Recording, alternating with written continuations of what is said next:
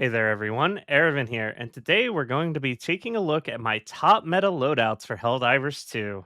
Meta is a word thrown around pretty loosely in the Helldivers 2 community, and honestly, there is a lot of gear that could be considered meta in the game as it simply means something you find optimal or gives you the best results among all other options. Because this is in fact a shooter through and through, there are many factors that need to be considered when determining if something is, in fact, the best in the business at its role.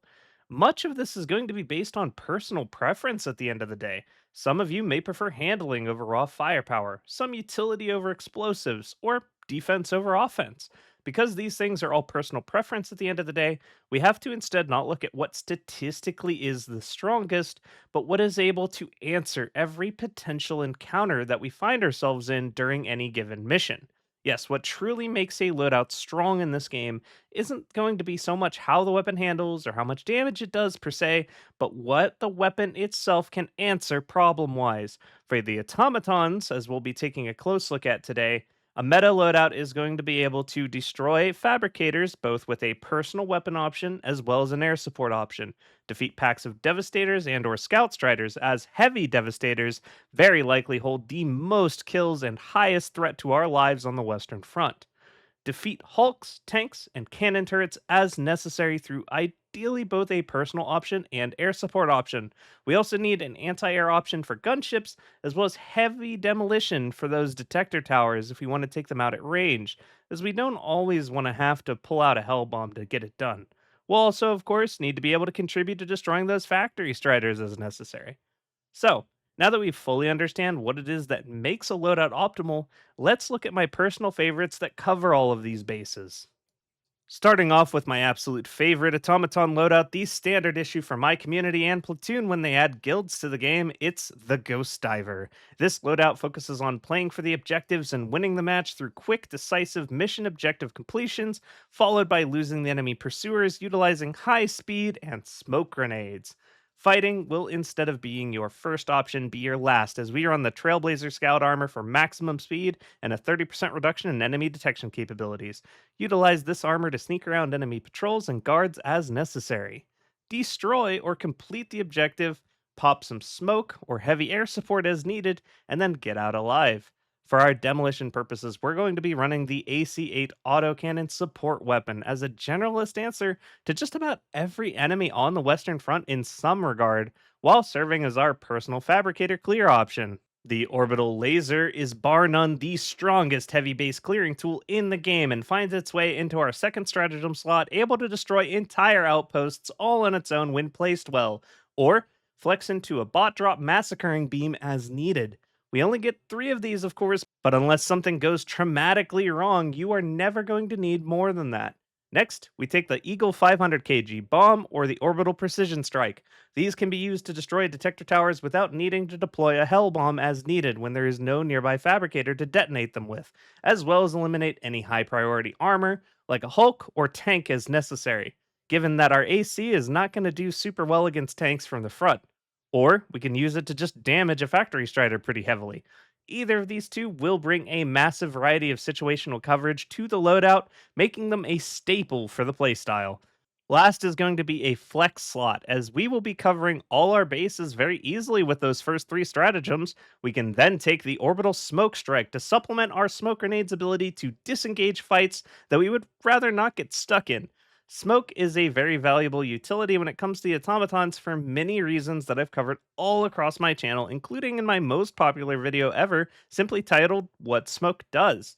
Although it's a bit old now, it should give you a general idea of just how useful this utility truly is, should you have not seen it already somehow.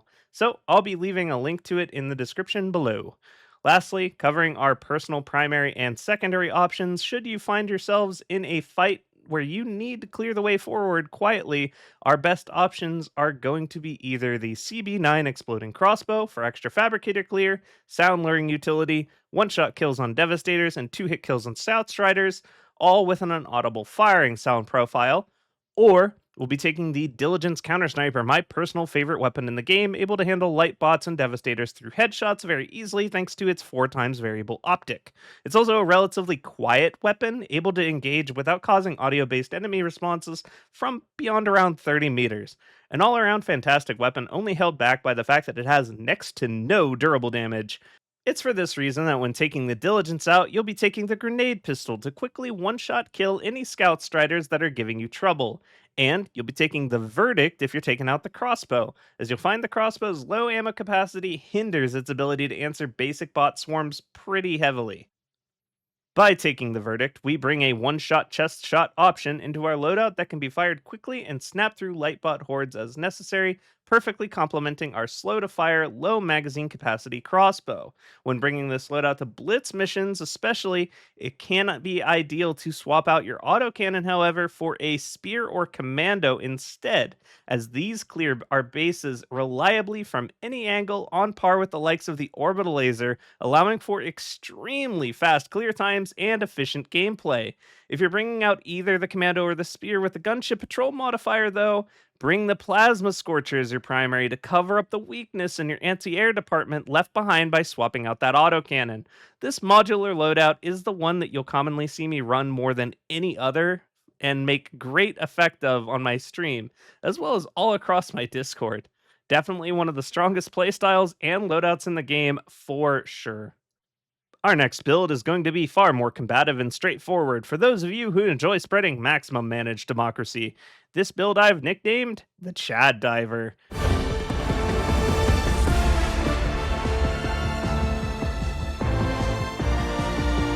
The primary weapon is going to be the Jar 5 Dominator, as it, well, dominates the battlefield with its ability to stagger lock devastators or otherwise one shot headshot them, kill light bots in just one body shot, and it'll still contribute damage if necessary to factory striders, chinling guns, or gunships. The drawback of this primary is its poor handling, which we can take care of by eliminating its drag factor using the Peak Physique armor passive. As this build is more head on, I'll be recommending either the medium or heavy variant of this armor for this build. For the sidearm, I'll again be suggesting the Grenade Pistol, as this is a nice quick swap for those Scout Striders that would normally be giving your Dominator a bit of trouble. For our grenade, we take the Stun Grenades, as this sets up our autocannon to take out Hulks much more easily and can otherwise stun heavy Devastators that would have turned us into Swiss cheese. Support weapons will be, to no one's surprise, the autocannon yet again, as our goal with this build is to fight everything. And the autocannon just so happens to be very, very good at fighting everything. It's difficult to recommend any other support weapon on the automaton front at the moment, if I'm being honest. It's just that balanced. For our remaining 3 stratagems, though, we're going to be taking the Orbital Laser, as it's just the best base destroyer there is, able to flex into a horde clear, the Rocket Sentry, which is very capable after its buffs of performing anti-everything automaton, including destroying factory striders all on its own in just one deployment. Lastly, we take the Cluster Bomb here, as while our Dominator and Autocannon can clear Devastator packs already, you might want to clear an entire pack over a wall 5 times every 2 minutes as well, which this just so happens to do. Overall, this loadout is focused around combating the enemy first and foremost, while completing objectives as a secondary. It's very good at drawing enemy attention away from your allies, giving them the breathing room they need to work, and extremely strong against those 20-minute defense missions as well as eradicates. Although, when playing those 2 missions, I will sub in a harder AT support weapon such as the Recoilless, the Commando, or Spear for the rocket defense missions. And the Laser Cannon swaps in during my Eradicates to take full advantage of those stun grenades for easy Hulk laser eye surgery. This is my second most used loadout and is essentially my go-to anytime I'm going into a mission where stealth isn't an option, but violence sure is.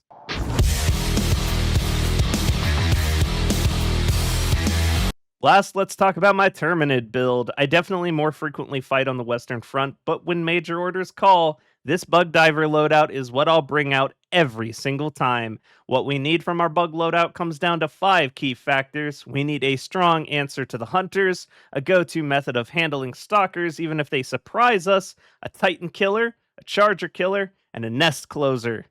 To answer hunters, all chaff and stalkers, there is going to be no better answer for me than the Arc 12 Blitzer. This lightning shotgun causes heavy stagger on all of these targets, I'll admit with a slower fire rate than one might like, but the damage hits key breakpoints such as removing Brood Commander heads in just one shot, hunters dead in one hit, warriors dead in one headshot, etc. With infinite ammo, no need to aim, medium penetration. That also handles the occasional bile spewer map as well. This weapon is just simply the best at everything bug related besides defensive operations, where the corpse pile can begin to block your shots. In these missions, I instead opt for the standard Punisher shotgun for its extremely strong breakpoints and stagger in similar fashion, while not being hampered by those corpses. Virtually no downside to using it as a result. The Eruptor is also a very strong option for these defensive operations that I'll mention, as every pull of the trigger is typically going to result in a kill streak here. Getting back on track though, with the more standard missions you'll be facing, however, we bring the grenade pistol yet again as our go to personal nest clearing device, as bug missions require an absolutely absurd amount of spawner destruction. For your armor suit, there isn't really a passive that synergizes or shines particularly above the rest here, although I do recommend using the lightest armor possible with any passive of your choice, as speed is absolutely king when it comes to surviving Terminid encounters. The support weapon I will always take is going to also be the flamethrower, as it melts chargers of all shapes and sizes when firing at their leg joints in just under a third of a canister for a very comfortable experience against that adversary. I double down here by taking the stun grenades, as this allows us to hold the big fellas in place for the barbecue, crowd control swarms, and get some distance on the odd sneaky stalker or two. My next stratagem will also always be the personal shield generator. This shield pack blocks 150 damage meant for your Helldiver, taking damage as if it was medium armored torso. So basically, it's tankier than you are. More importantly, though, than the damage absorption is the fact that it's going to prevent acid slowdown from hits that it takes for us, which are typically the strikes that are actually going to get Helldivers killed. Not to mention the acid spray from Bile Titans, which will manage to clip you despite landing a kilometer away from your position. We also can't be knocked down by stalkers, making them even less relevant threats, or by chargers. All of this extra control of our situation is going to allow us to play much more aggressively than we could have otherwise, allowing us to push through swarms that we otherwise couldn't have, as well as shrug off minor threats and injuries that would have tore away at our stim supply. For our air support, I'll never leave home to fight the swarm without my cluster bomb for some extra on-demand horde clear. Although you can take your pick when it comes to horde clearing stratagems among other options, like say the Gatling barrage or napalm or gas or even a Gatling sentry. Point is, I want a non personal horde clear in this slot to supplement my primary. Last, the 500 kg bomb is interchangeable with the orbital precision strike once again as our Bile Titan answer. There aren't as many Titans stomping around lately, as it's usually pretty safe to take just one clearing option in the form of a nuclear bomb now. With practice, you can consistently bait these guys into a one shot kill using these stratagems, and I have to say the payoff for doing so is going to be well worth it.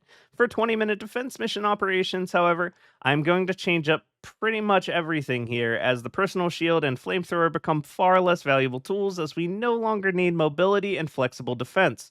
We instead need on demand crowd control and heavy tank clear capability. So, we switch things up, taking the rocket sentry, the EMS mortar, the recoilless rifle, or any other anti tank of your choice, and the Gatling barrage, as it's fantastic for consistently holding down choke points. The thing about Terminid builds, of course, is the fact that just about anything functionally works here, and at the end of the day, more often than not, how effective your loadout is overall will only determine how much more running away you needed to do on a regular basis to be successful. So, if your favorite piece of gear didn't appear in this section, the only difference in its effectiveness, when compared to my choices, is likely just my preference for making pre 710 into E710. And of course, above all else, use what you find fun, as long as it isn't mines.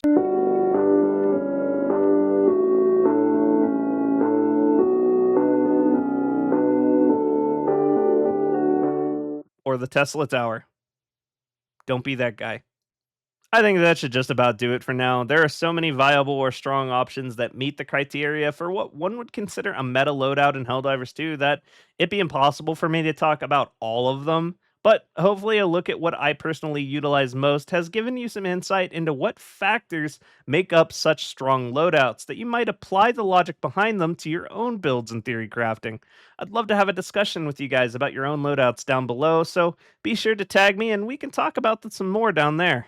Thank you for watching till the end, and have a wonderful day. I'll see you next time. And now, another helpful tip from General Brash. Eravin has isolated the best of our arsenal so that it may be distributed to our soldiers for optimal freedom dispensing. For this, I am ordering all active Helldivers to like, comment, and subscribe to his channel. Failure to do so will result in the escalation of freedom being delayed. Brash tactics! Use them or die trying!